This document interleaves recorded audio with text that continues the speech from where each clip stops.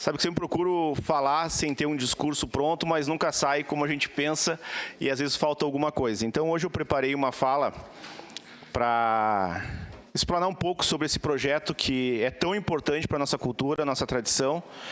Presidente, então eu vou ler esse breve discurso para justificar e mostrar um pouco da importância da nossa cultura, nossa tradição no Rio Grande do Sul.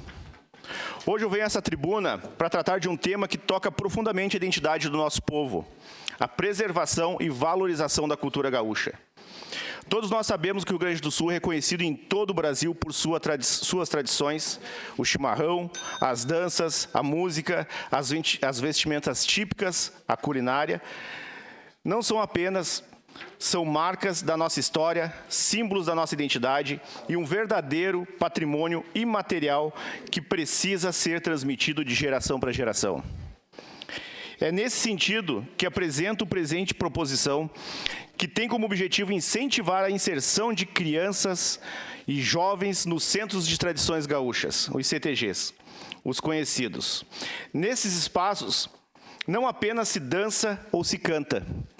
Ali se ensina valores, se compartilha histórias e se cultiva o respeito às origens. E se fortalece o vínculo com a nossa terra.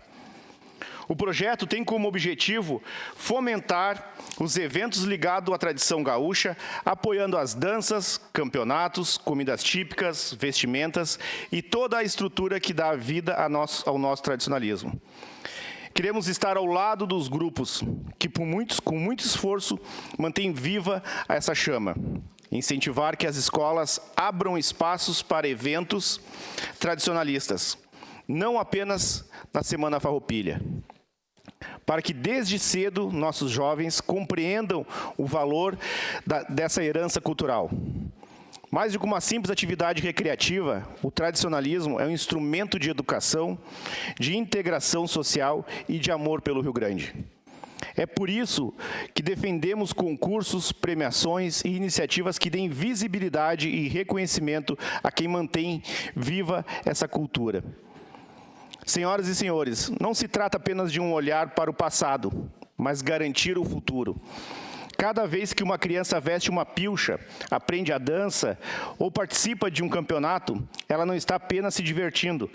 Ela está carregando adiante uma história de luta, coragem e identidade que caracteriza o povo gaúcho. Portanto, eu peço o apoio dos colegas para que, junto, a gente não só aprove esse projeto, mas que carregue a nossa história para fora da Câmara de Vereadores, da Prefeitura, mas para dentro das escolas e para a comunidade.